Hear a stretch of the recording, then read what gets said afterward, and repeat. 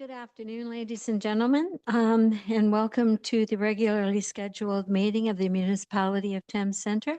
The date is Monday, August the 25th, 2025, and the time is 5:01, and I would like to call this meeting to order.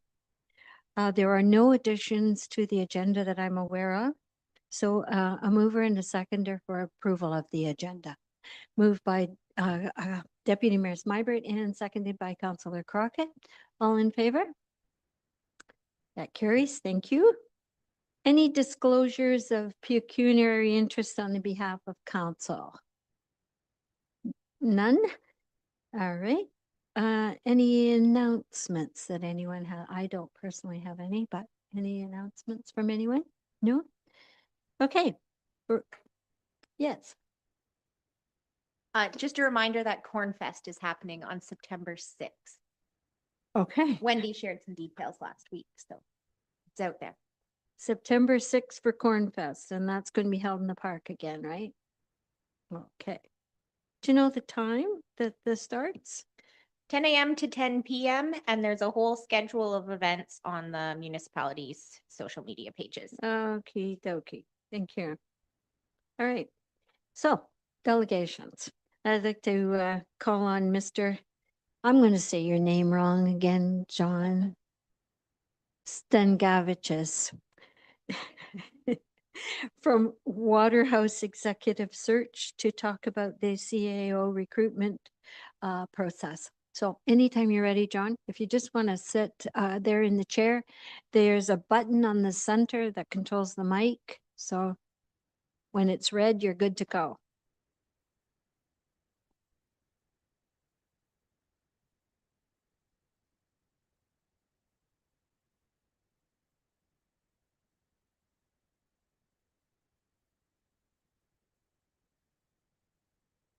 Perfect. Okay. So first off, I want to say thank you very much for having me down tonight. I understand the purpose that I'm here is just to chat about our recruitment process in general and just inform council whether it makes sense to use our firm services. So what I've done, I've put together about 8 or 9 slides. I understand I have 15 minutes to get through the slides and then another 15 minutes for Q&A. I'm just going to put my timer out because I do this with candidates all the time. I'm always time conscious, and I say be respectful of our committee. So I'm going to do the same for myself. How's that? Okay. So with that, okay, I'm just going to go to our agenda for tonight. So I'll put together a couple things, I guess, on our agenda. One is just a Waterhouse overview. I thought it'd be important to understand our firm and sort of our capabilities. That's our next slide. And then my slides following that would be just more or less, if we're running the search for you, just kind of an explanation of our process. So our third slide is a pretty busy slide. It talks about our full proposal on one page. And then I kind of break out the various stages. And then the last couple slides would be, one would be if you're working with our firm, what the evaluation approach would look like for candidates. We feel equitable consideration of candidates always pretty important. So it's good to have an approach. And then the last one would be a proposed timeline, assuming you can make a quick decision. I put down my best case scenario for timelines to get you what I call a fairly robust and qualified list without compromising process. So that's our agenda.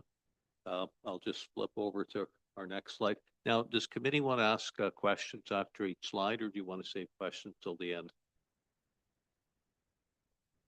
Sorry, what's the will of council? Do you want to ask questions as you go along or wait till the end? Sure. Okay. As we go? Yep. Okay, John. So I'll do a quick pause after each slide. So the next one is really why our firm. We're a national organization. We do most of our work in the broader public sector. I'm going to say 80 or 90% is public sector roles rather than private sector. We have around 20 resources across Canada. I like to think we have a solid process, which, you know, if you want to run a good process, you need to have a repeatable and defensible process. And then we do use a lot of tools to support the process. Like this is technology-enabled tools, just so we got to the outcome, we can give you a good answer. Myself, I would be the lead recruiter. I would be supported by my colleague Grant out west. He's really going to play just an advisory role for me, but I've done a fair number of CAO searches now. I think in the last 6 years, my number is 42. So I would like to say I have the experience to do the work. And then it's not just me doing the work. I have a research team, but I'm the one presenting the candidates. I'd be the one working with the committee.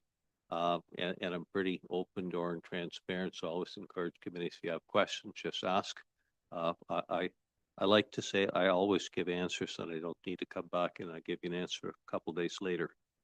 In addition to municipal work, we've done a lot of work called related sectors, healthcare, social services, public safety. All of these things to me kind of make up a healthy community. And I think a good CAO should understand how all these other services kind of help make a great municipality. And myself, I've worked in more than just municipal. I've done a lot of leadership searches in those sectors as well. Lastly, I guess I think our search represents value. I would say our team that you're getting is experienced. We have a thorough process. We charge a fixed fee. So irrespective of what you hire at, the fee remains the same. And that includes all our expenses, including my travel, advertising, psychometric assessments, and everything. The only thing excludes if you're considering a candidate out of province, then the municipality would take care of their expenses. But for that, I do encourage video for round one. And then we have lots of references. And I guess my last piece on accessible recruitment team, I joke with people all the time. I say I only work half days. A half day to me is there's 24 hours a day, 7 days in a week. So I wake up in the morning, I say, which 12 am I going to work? So that's kind of my joke, but I am accessible. So during the process, you have my cell phone and email, and you're welcome to call me at any time. But I do have a philosophy or policy around that. You can ask me for information, but we only make decisions as a group. So that's a bit about us. If there's no questions, I'll just carry on to the next slide. Any questions? I'm trying to be done in about 15 minutes, so it's fine time. Anyway, so this next slide, okay. I'm not going to go through all of the searches here, but almost all these assignments are searches that I've personally led. If you look at them, we work with single tiers, we work with upper tiers. I have a couple searches in process now, one with Haldimand County, that's the shortlist stage. And also, I just presented my shortlist for West Nipissing. So these are searches we're doing right now. Those are single tiers. We work with upper tier cities. And then if you look at sort of the middle chart, the bulk of our work has been with towns and townships. So I would like to say I do understand communities across Ontario. I have a pretty good handle on sort of the evolving municipal legislation and what's happening. And then I've worked with lots of councils and committees to help them make decisions. So I facilitate, really, I present candidates, but it's really up to the councils to make the decision. And then the right-hand side, just a little bit more about some of the other work I've done in healthcare, social services, and law enforcement.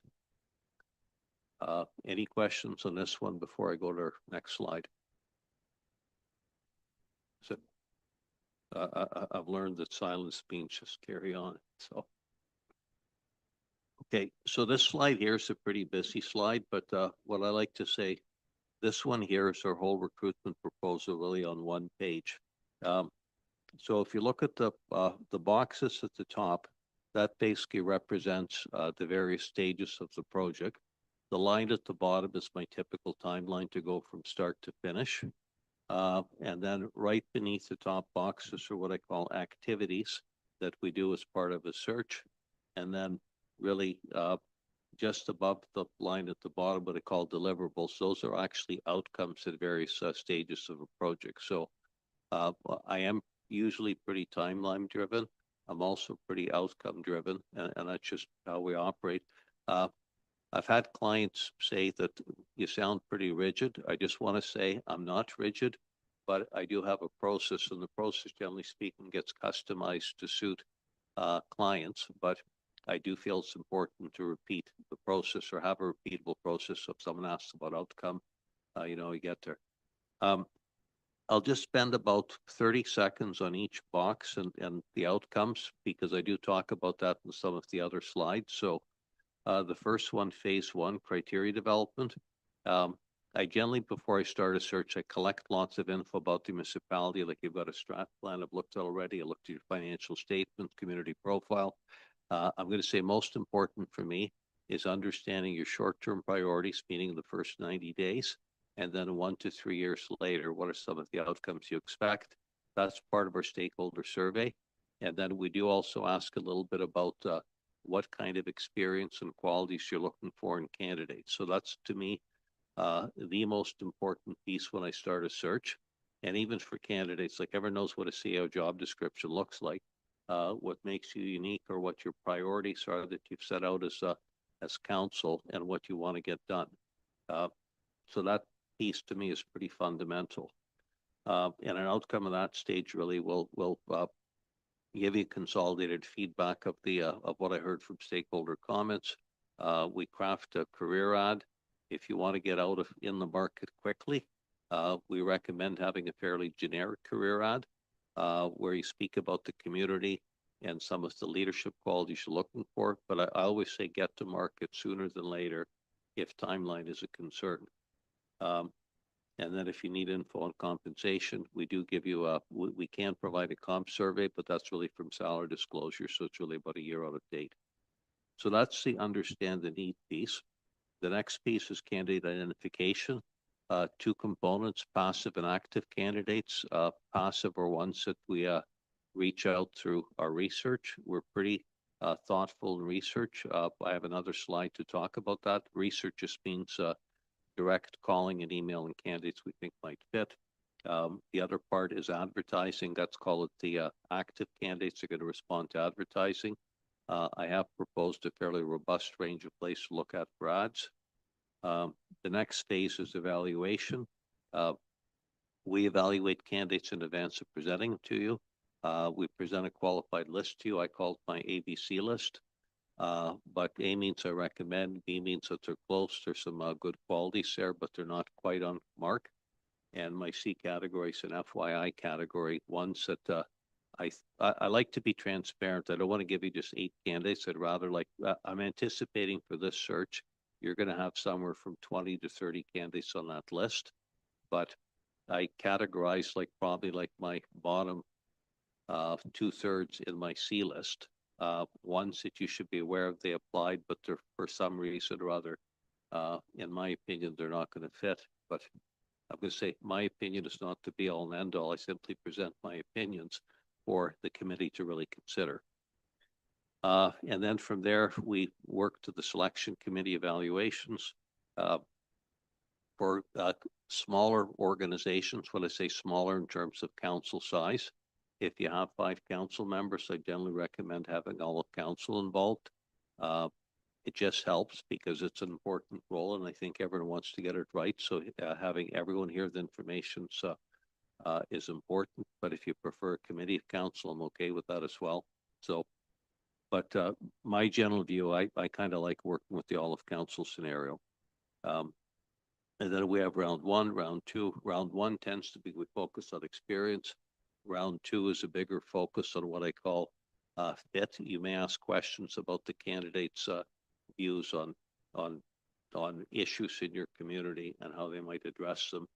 And then if you have an interest in psychometrics, we have 2 that we recommend. One's emotional IQ, the other one's just what I call a personality survey. We do those for round 2.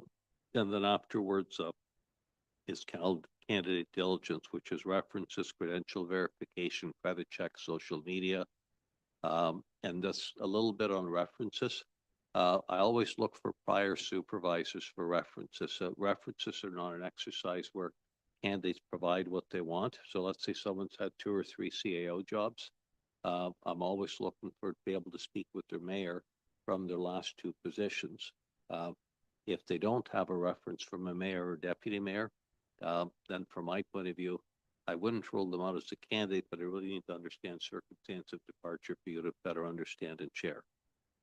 So that's a bit about process. I'm quickly going to go through process, like just some more details on other slides, but I'll just take a quick pause and ask, are there any questions here? Yeah, through your worship. So with respect to the advertising, if the advertising doesn't bring in a good pool of candidates, Yeah. will you like go out and approach people in the industry to get That's part of it. candidates? So remember how I talked about active and passive? Mhm. So active to me, like you post ads and if candidates are looking, then they apply. I don't really rely on ads whatsoever. Just because they're public sector roles, I think you have to be very transparent about the fact that you're recruiting for roles. So that's the only reason I really post ads. Most of our work is done through research, and we do have a fairly targeted, thorough list that we would have. Thanks. I speak about that in my 2 slides after this one. And John, I just have a question too. How do you conduct your psychometric assessment? How do we conduct them, or what tool do we use? Either or, yeah. So we use a tool called Thomas International. It's an accredited organization, and the tools are accredited. So what we do is we send a survey link to the candidate. The candidate completes the link, and they get a report. So the report's one that I'm certified to using the tool. So I can generally identify if there's a particular issue that needs to be explored, but most psychometrics are considered 85% accurate. So you always have a 15% variance rate. So what I do is I share them with the committee, I share them with the candidate as well, and I say, be prepared to have a discussion. So I'll give an example. I did a search for one client. It was for a director to implement national IT systems. And they're working with 10 provincial stakeholder groups across Canada. Each of them had different opinions on what the system should look like. The candidate scored very low on ambiguity acceptance. So the question we asked him at the interview says, how are you going to deal with that? You know, because the psychometric said he's low in that area. He says, well, that's an identified problem, and I'm working on it. That was his solution. And I'm thinking that's not really a solution. I'm looking for a better coping strategy. So in that case, the candidate got ruled out. So most people at this level that apply for the CAO jobs, they're going to score within acceptable means. But there's always a little thing where there may be, you know, the job calls for X and the candidate showing Y. So it's really kind of a discussion about what the report says. I know it's a long answer to a short question. No, that satisfies. Thank you. Anyone else with questions before we move on to the next part? Okay, go ahead, John. Okay.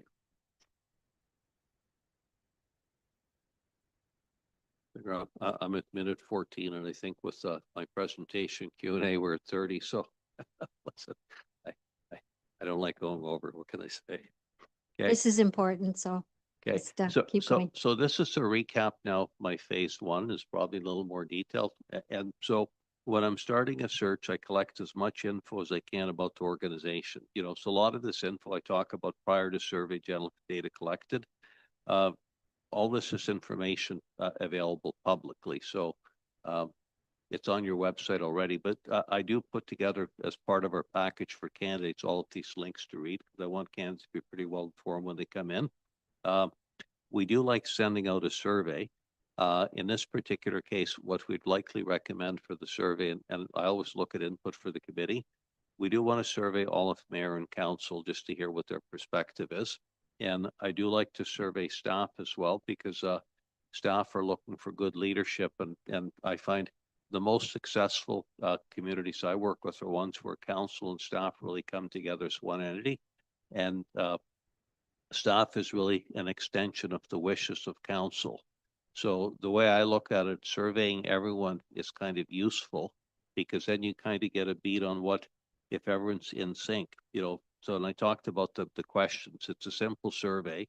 First 90 days, what are some of the priorities? To me, it's a given. You have to get to know everyone and build relations, but sometimes there's other things to be aware of. The next question is, you know, what are some of the objective success criteria? I'm going to say in this particular case, probably what's most important for you as a group is term of council priorities, but also thinking a bit beyond that is useful as well. And when I'm chatting with candidates, this is what excites the candidates most, not the job description, because pretty well every job description is the same for almost every CIO across Ontario. what excites them is the uniqueness of your community, what some of the opportunities are. And then my next question is really just a kind of a recap of what you feel some of the most important experience attributes might be. They could already be in the position profile. It could be experience. It could be a soft skill like a competency of leadership, the ability to collaborate, build relations. But just hearing about that is important, and that makes me more aware as we're doing the search. And then question 4, I don't like to be presumptuous, so I always ask, is there anything else I need to know to be successful in the search? And how we send it out, for the most part, we send out electronic survey. If people don't like electronic surveys, and some don't, we always offer the option just to have a phone call or a video call. And I do ask for contact info because sometimes there's a bit of follow-up involved. But what I don't do in part of my survey consolidation is attribute comments back to any one individual, because I do want people to make comments freely. And the more they tell me, the better. Then it helps me work effectively in the search. So that's that quick recap of phase 1, some of the key elements. Any questions on this? Through you, Mayor. Not necessarily a question, but I think I just wanted to state that I appreciate the stakeholder engagement aspect of both surveying council as well as direct reports to the CAO. And I think even though as you mentioned, the questions are pretty straightforward, but I think really honing in on, the first 90 days of council, acknowledging where we are at in the term of council, and local opportunity are going to be really important for us during this search. Thank you. Okay.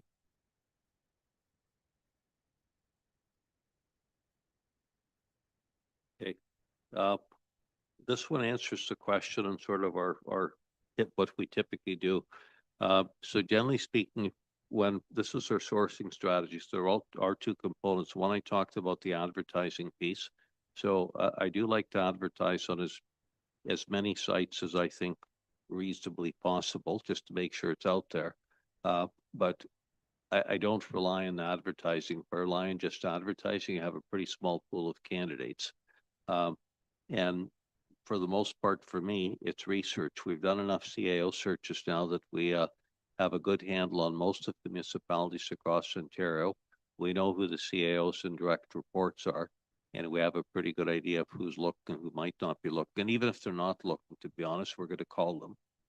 So I kind of look at it. There's what is it? I think 400 plus municipalities in Ontario. Okay, there we go. I've quoted the wrong figure in the past. I didn't want to. So, like, some of the municipalities just won't be appropriate to even call, because a CAO out of a municipality with a $5 million operating budget, unless there's something else to the background, I'm going to say that's not appropriate. So I'm going to look for really similar size organizations.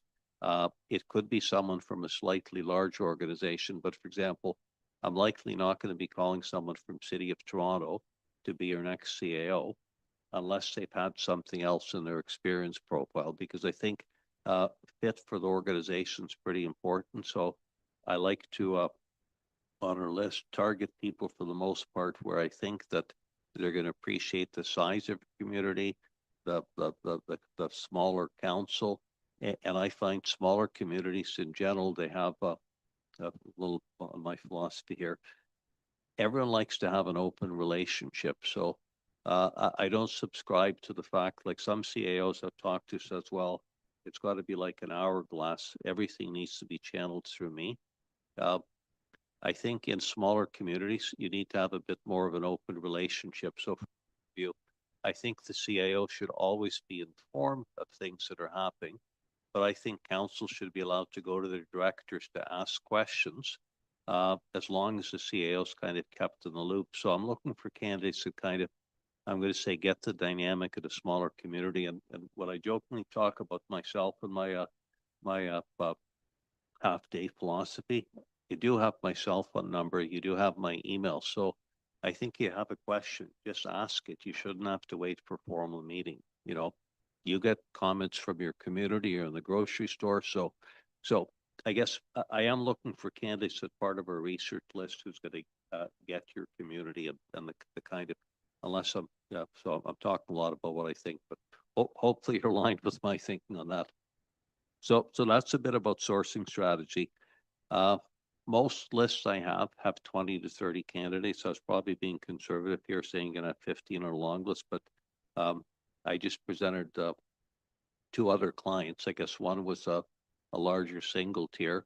What do we have there? We had four recommended candidates, 6 on my FYI list, and then I had 16 on.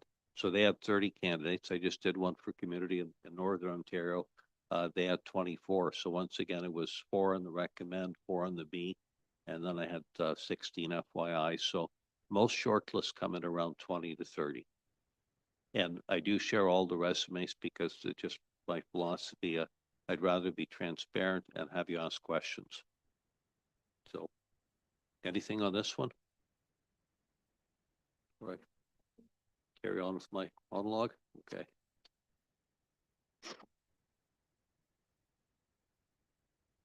I always talk too much, so that's part of the reason I time myself. So, okay, so this is a quick recap of what I call my stage 3 and 4, the recruiter evaluation and the committee evaluation. So when we're talking on our phase 3, I do have a research team. We do have a targeted list we develop. And really what the researchers looking for are people that the one we call everyone, but then as we're calling them, we're thinking, what's their reputation? And usually the network tells us who's good and who isn't. We also have referrals. They always suggest, because you want to hear about people and their backgrounds. That's how you kind of assess fit to degree. The research team will do a phone interview, we collect the resume, and then it comes to me. So I'm always working with the research team. I'm going to say pretty regularly during the process. The candidates I like, I'm going to do my own phone interview with. I'll then do a video call. And then we're always looking about fit against what you set out in experience and the competency requirements for the role. And that's what I use to really come up with my list. I call it my ABC list when I present things to you. When you get your long list, you're really going to have a package of information. I do have candidates prepare an exec brief. It's a 2-pager to why they're ideal for the role. That brief, I like to say, I find that a better tool. I used to write all these briefs for candidates, but I really think you want to have candidates demonstrating why they're a fit. I do give them a template to work from. So one is, why are you keen on the role, and how does it fit in your life and career plans? Second one is question we ask is a bit about scope of accountability. How big a portfolio and how many staff have you led in your past, your last 2-3 roles? We ask them then to speak about their top accomplishments relative to the role, their experience with boards, councils, and committees, their education, other designation. And my last question is, I think, most important. If they're outside of the community, I want to know what their plans are, because I think someone living in London, driving here, well, that's a possibility. But if someone's in Toronto and says they're going to make this work, I don't see that's being a workable thing for most of my smaller community clients, because they want someone to really embrace the community. So you get the executive summary, you get the resume, you'll get a package of different what I call assessment tools and questions. Really, we have a range of interview questions tied to competency, so we offer those part of the package. I recommend, but ultimately you pick. And usually there's 2 rounds of interviews. Round 1 tends to be based on what I call past experience. Round 2, we focus more on fit. And then in the round 2 part, we have candidates do a short presentation. Like I said, there's fit-based questions, and you will have the psychometrics for round 2 to help you kind of evaluate a bit more about the personality. And then really the last piece is just referencing. Once you come close to selection decision, we do referencing for the candidates. And like I say, references, sometimes candidates say to me, well, I'm going to send you some good references. I say, well, I'm pretty linear on references. I'm looking for people you've worked for in the past, not who you want to send me. It's who I ask for. So I give them latitude on a couple, but if you have 3 different jobs in the last 10 years, I want to speak to your 3 supervisors. Any questions on this one? I know I sound rigid on the references. I am. Okay. So I think I've got about 2-3 minutes, so I'm almost done. So this is just a quick recap of a recommended evaluation approach. I like to get through things in a set amount of time. I usually find 60 minutes tends to give you a feel for the candidates. So usually we have about 8 questions. I guess each committee operates differently. I think it's important in the municipal environment because there's, I'm going to say, this dynamic between council and staff and CAO, just to ask some free format questions. You may have things on your mind you want to ask. There's always a guideline for what you should ask, but I kind of like the free format piece. But I've worked with some committees and say we just want to stick with the script. So that's really for you to decide. And then obviously at the end, opportunity for candidates to ask questions. Post interview, while the candidate is fresh in your mind, I like to get a bit of feedback from the committee members, just what they thought. It's not meant to be a debate at that point, but just kind of, it's a one way of sharing the information. So that way, when we get to the end, if I'm hearing all 5 say, John, what were you thinking about presenting this candidate? Well, that's a kind of a indicator for me that we probably don't need to discuss that candidate much at the end, but if you really like them, then I think that's a good discussion at the end. And generally speaking, that's a round 1 evaluation approach. And we use that, you know, really to determine who to bring to the next round, which is a round 2 fit interviews. And then the other thing, just general guidelines, if you're going to vote, I really think you have to see all the candidates. You can't just come to some of the interviews and then vote. I've had situations where council members can't make all of the meetings. They're welcome to come to the interview and be an observer, but I don't think they should be a voting member unless they've seen all of the candidates. And then this is my very last slide. Should you choose to engage us and should you wish to get this done quickly, I just put together a sample timeline here. You know, I do most of my searches at usually a decision in about 6 weeks. I don't need 8 weeks to get to shortlist. I'm usually 3 to 4 weeks to get to shortlist. And then the 5th week we meet with you and we present the candidates and discuss. Week 6 and 7 are interviews, and then week 8 are references. So I'm very confident I can meet these timelines because on those all those searches I showed you on my slide 2, or no, slide 3 actually. These were the timelines that we adhere to. So that is it for me. You 15 seconds over. So Thank you, John. At the end of this presentation, and does council have any other questions that they might want to ask? Councillor Crockett? Thank you, Mayor. I just want to say thank you, John. That was a very comprehensive overview of your work. I think a few things that I just wanted to point out is, as I stated, the stakeholder engagement piece I think is very important to us. I think the research on the candidates themselves is going to be interesting to see, as apart from just using a regular ad piece. I think you hit the nail on the head in stating that we are looking for someone to fit into our smaller rural community. I also appreciate that there will be involvement of all of council, should we wish to proceed with that. But I think that was a bit of a difference from our initial CAO search when we first joined council, when we were all very fresh in these chairs. And then I think, just to conclude, the quick timeline I think is appreciated, considering where we are in the term of council, as well as some initiative that I think we were anticipating ramping up for the fall, now that summer vacations and such are over. So thank you for your presentation.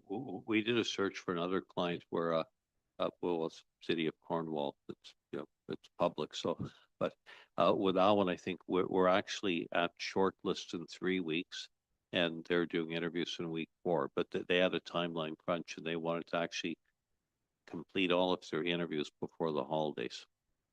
That was the Christmas, New Year's holiday. So, and I find for us, I'm not, I pretty well have, like, we have a very extensive municipal database. So from my point of view, I don't have to go out to the look to see who's in that municipality. I develop a list of what municipalities I want to target.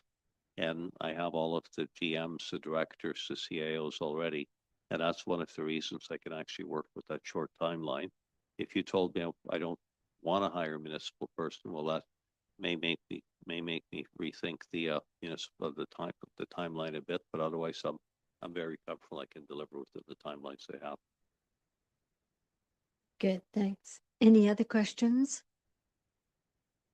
So at this point, is it council's wish to go ahead with Waterhouse and John to lead the CAO search? Okay, yes.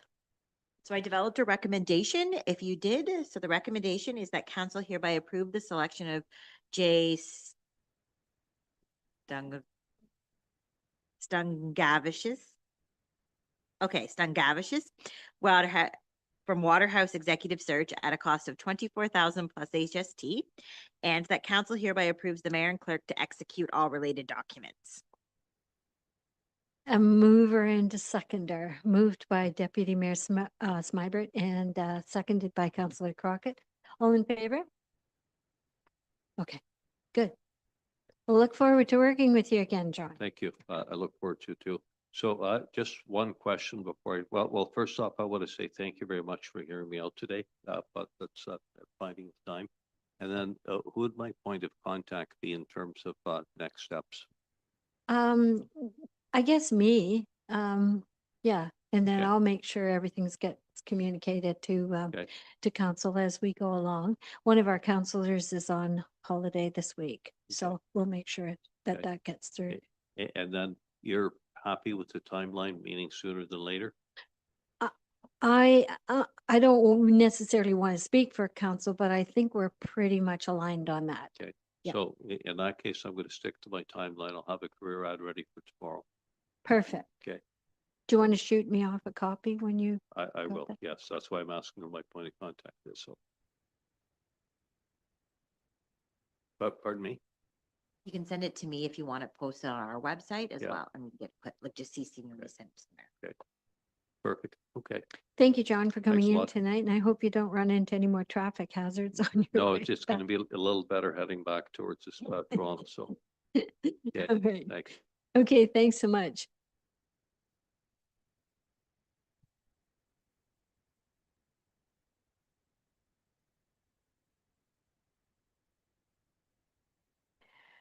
All right, council will move on to item number 7, approval of the previous minutes.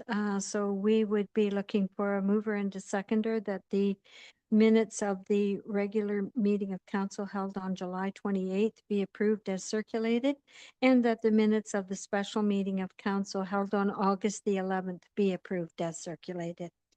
Moved by Councillor Lockie and seconded by Councillor Crockett. All in favor? Okay, that carries. Thank you. Item number 8, the consent agenda. Items listed under the consent agenda are received for information in one motion. Council members may request that one or more items be separated for further action. So, Councillor Lockie. Yep, your worship, I would like to call out 8.10, please. Okay. Anyone else for an item to be moved? All right, so Danielle, go ahead. So I would like to call out this particular one. This would be to endorse the City of St. Catharines motion to elect respect pledge.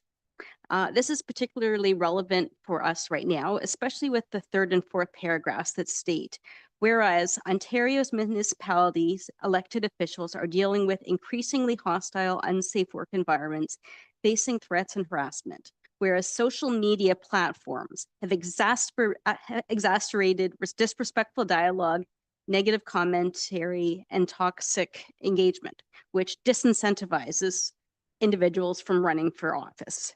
And I want to recognize that this is especially true with Thames Centre right now due to the recent scrutiny on social media and pressures to break our code of conduct and disclose particulars from sensitive information from the closed session agendas.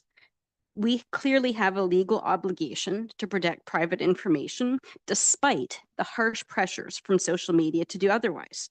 We should feel safe to maintain our integrity and to follow our just basic code of conduct. And for this reason, I encourage this council to endorse this resolution. Any comments from council? No? Councillor Crockett? Through your mayor, I would just like to reiterate Danielle's words here and appreciate that she pulled this out for discussion this evening.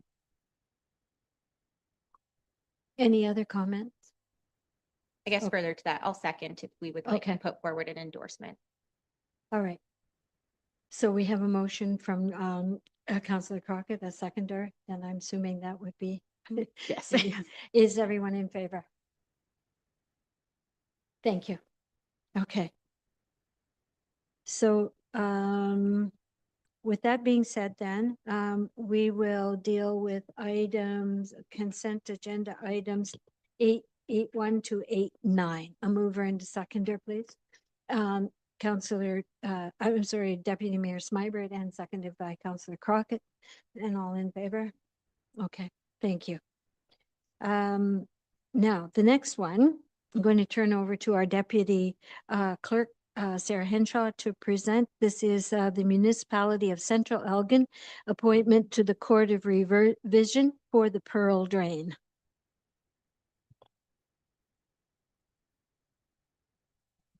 Thank you, Your Worship, and through you. The purpose of this report is to appoint a representative from council to the Municipality of Central Elgin's upcoming Court of Revision for the Pearl Drain. So as a quick background, Central Elgin received a petition to construct the Pearl Municipal Drain, which is located both in their municipality and ours. This appointment allows for Thames Centre to have representation to hear any potential assessment appeals for this drain. So as a quick update to my published report, we do not have a set date yet for this Court of Revision. We had a tentatively scheduled date for September 26th. However, we received confirmation today that this date is no longer an option. I can confirm at this point that the appointed council member can attend virtually if needed. And should they wish to attend in person, it will be at the Municipal Office for Central Elgin in their council chambers. Once we have a date established, we'll let that appointee know. And if you have any questions, I'd be happy to answer them. Thanks, Sarah. Any questions from council? So I guess the next one is then who would like to be appointed to that, to sit on the Court of Revision? Mhm. Deputy Mayor Smybert. Sure. I put my name forward for that. All right. So in that case, then just a second. Yep.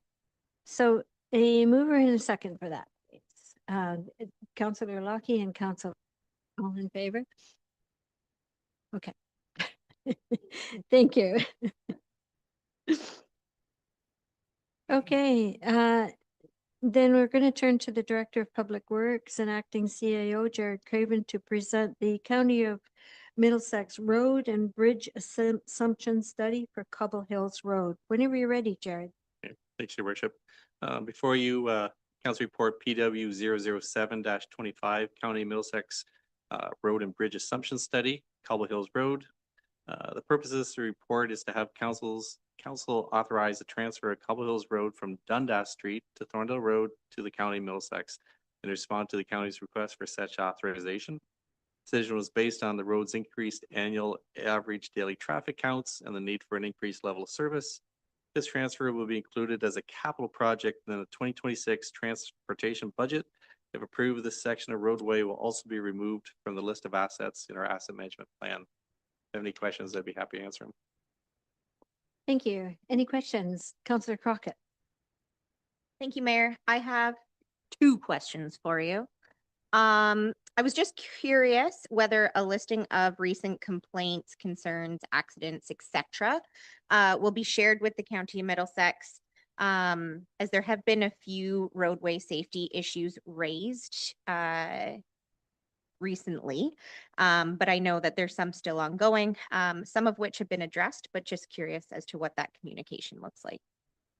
Yes, through your worship, any of those complaints and concerns and what we've done to address those in the past 2, 3, 4 years will be forwarded to the county as well.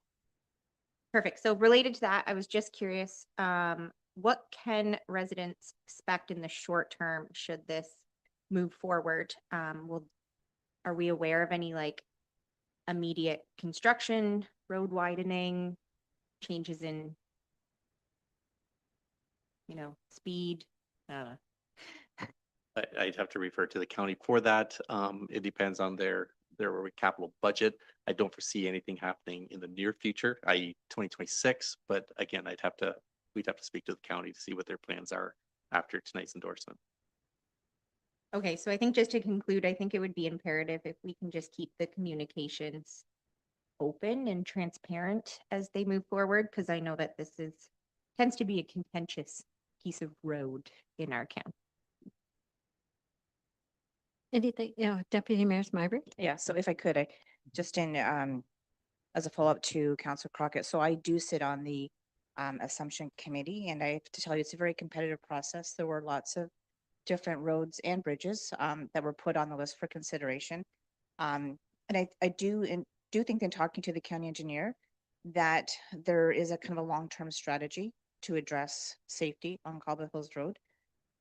We're looking at this piece now, but I think the county will be looking at the entire piece of Cobble Hills Road in the next few years. And I also think that Middlesex County wants to work with Oxford County, because right now it's Sora Township, right, that is on the other side of that boundary road. So if we can have a coordinated effort between both counties to help deal with that situation, I think that's a positive step forward. Anyone else? No? Okay, then. So the motion before us is that report number PW 007-25 be received for information, and that Thames Center Council authorize the transfer of Cobble Hill Road from County Road 2, Dundas Street, to County Road 28, Thorndale Road, and that Thames Center Council confirms that there is no debt on the highway, and that Thames Center Council agrees to pay the County of Middlesex for the capital and maintenance costs of the highway as outlined in Appendix A of the 2025 County Road and Bridges Assumption Study as attached to this report in the amount of $30,690. Mover and a seconder. Moved by Councillor Lockie and seconded by Deputy Mayor Smyber. All in favor? That carries. Thank you. So we move on to item number 10. Items listed under the reports of committees are approved by council in one motion.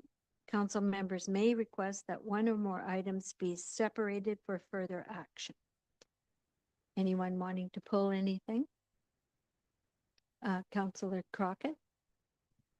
Thank you, Mayor. I just wanted to do a quick overview of our special events committee. I know that I mentioned Cornfest is coming up quickly, but we did just want to extend a big thank you for all of those that attended Canada Day. It was a very successful event, and actually the shortened schedule worked out in our favor. Thank you to also those that attended the Thorndale and Dorchester movie nights. Thorndale had record numbers back in July, so that's great to see. And then just a reminder for any of our local businesses is that we will be having a new event this year called the Monster Walk, being held in October 25th from 10 until 12. And there will be likely a coordinated effort of outreach through the ECDEV committee as well as some of our special events committee members directly. So if you're interested in that, maybe they can talk to Sarah or Abby. Thanks.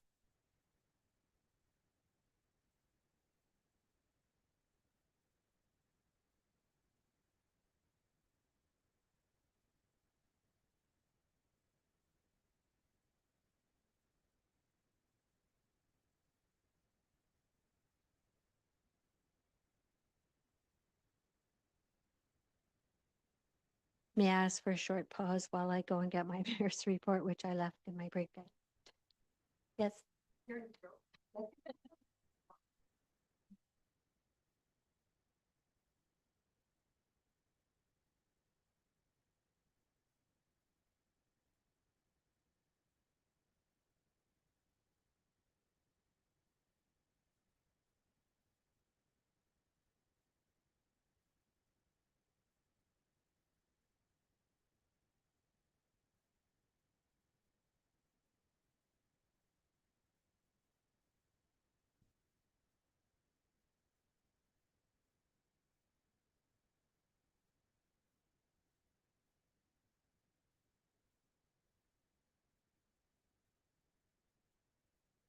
Thank you, Council. My apologies. I'm pleased to report my activities since my last report. Even though summer is here, things around the municipality have stayed quite busy. The month of June saw attendance at the Air Cadet Ceremonial Review, graduation ceremonies, and the presentation of awards for both Lord Dorchester Secondary School and Northdale Public. Council continued with the mini town halls, the last of which was on June 18th for Ward 3, hosted by Councillor Chantel Crockett. There was a good turnout from the communities and lots of good questions asked and some answered by our Director of Public Services. Council still considers these an opportunity to meet with and find out what's on the minds of our residents. I spent a day in particularly nasty weather touring a number of rehabilitated gravel pits in the general area and learned how they can be rehabilitated, mainly as recreational areas such as the St. Mary's Quarry, and some to a more limited agricultural use. I found the whole thing very informative, seeing the other side of the gravel pits. Along that vein, an opportunity to visit one of our newly opened AROC asphalt facilities near, it's a recycling facility near Putnam. They made a mistake though, they let me push the button and I managed to give Central Elgin a bigger load than they asked for. So I don't think they'll ask me to do that again. We were happy. We were also happy to be in attendance for the Donnybrook Legion 75th anniversary celebration and the donation of 2 metal memorial benches honoring Canadian service in the World Wars. I was also pleased to meet with Leanne Rood, our federal government MP representative in the newly created and redistributed riding of Elgin of Middlesex, London. In mid-July, I had the opportunity to visit and speak informally with members of the Thorndale Fire Station. I value these informal talks with an opportunity to thank the men and women for their service to our communities, especially when not every call out is an easy one. July also saw a number of meetings in preparation for the AMO conference. This year, Council had the opportunity to meet with various provincial ministries to advocate for Thames Centre. I attended an information session on emergency preparedness, a new ministry for the province. We had delegations with the Ministry of Health, the Ministry of Infrastructure, the Ontario Farmers Association, MTO, Ministry of Education, Ministry of Municipal Affairs and Housing, and lastly, with the Minister of Economic Development. 2 of these delegations were high importance. For education, it was another pitch for funding to expand our overcrowded Western Missouri Public School. For the MTO, safety of our children on school buses was another issue we brought to the government again. The movement of farm vehicles also along these highways. Infrastructure is always high on everybody's mind, especially the matter here of wastewater infrastructure for our north of the river community in Dorchester. And that's it. Thank you. So no unfinished business? No? And a notice of motion. I believe we have one from the deputy mayor. Do we? Oh, no, I'm sorry, we don't. It's, I made a mistake there. new business includes other businesses requiring direction.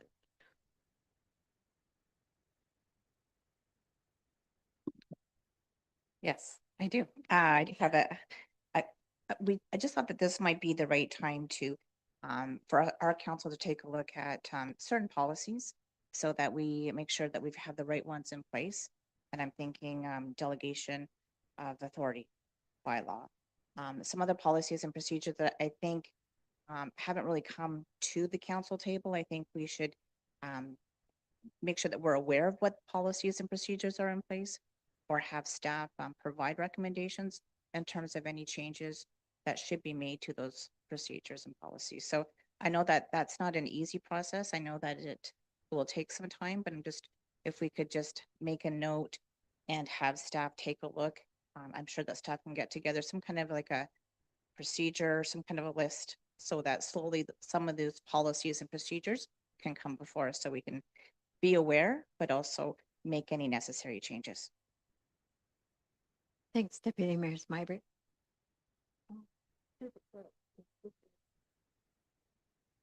You can provide direction to staff, but I would do that in the form, like you form as of a vote, that direction be provided to staff to review and report back on delegated authority and other policies. Is that kind of what you're looking for? So, I can Michelle, move that. and then the seconder or questions first, yes.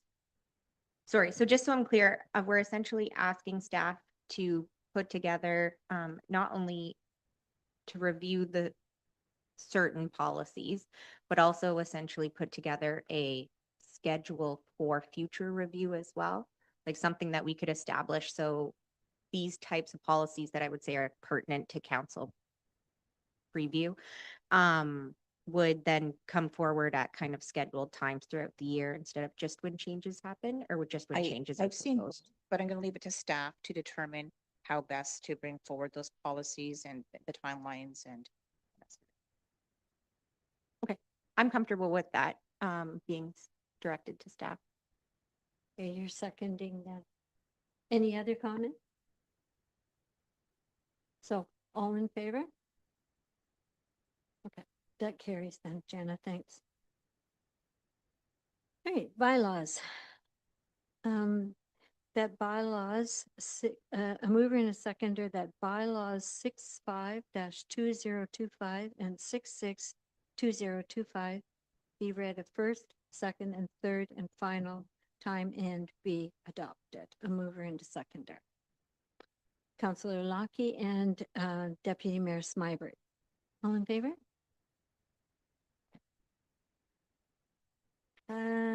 So the next one is that we will be moving into closed session. So a mover and a seconder to be resolved that council adjourn its closed session at 5:59 p.m. pursuant to section 239(2) of the Municipal Act in order for council to consider B, personal matters about an identifiable individual, including municipal or local board employees, and E, litigation or potential litigation, including matters before administrative tribunals affecting the municipality or local board. Moved by Deputy, by Councillor Lockie and seconded by Councillor Crockett. All in favor? All right, then, thank you.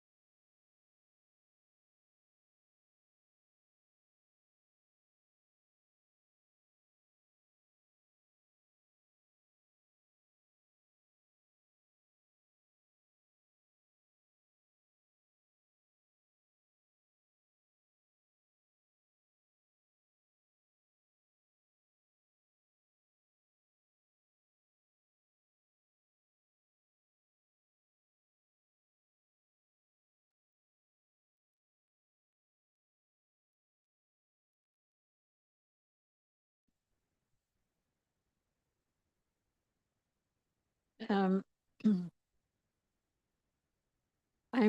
we're back from closed session and the time is 6:56.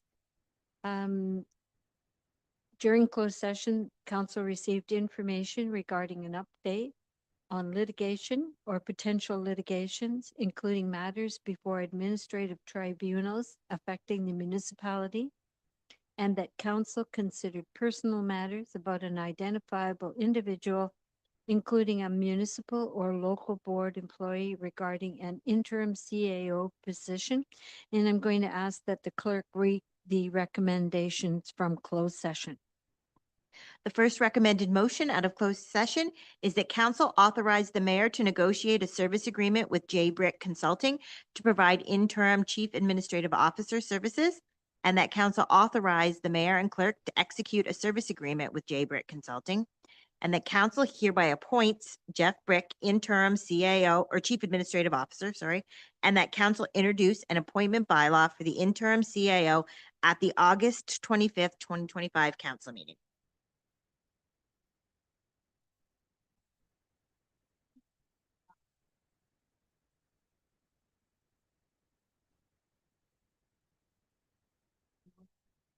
And the second motion out of closed session is that bylaw 67, 2025, being a bylaw to appoint an interim chief administrative officer for the municipality of Thames Center, be read a first, second, and third and final time. Okay, a mover and seconder, Councillor Lockie and Councillor Crockett, all in favor? That carries. Then the only thing left is the confirmatory bylaw. Confirmatory bylaw to adopt, confirm, and ratify matters dealt with by resolution of the municipality of Thames Center, and being read a first, second, and third and final time and be adopted. A mover and a seconder. Deputy Mayor Smyber and Councillor Crockett, all in favor? That carries. Thank you. Last thing on the agenda before adjournment is the meeting schedule. Our next regularly scheduled meeting will be Monday, September the 8th, here in the chambers at 5 p.m., followed by Monday, September the 22nd, also at 5 p.m. A motion to adjourn. Councillor Lockie and Deputy Mayor Smyber, all in favor? Thank you. That carries.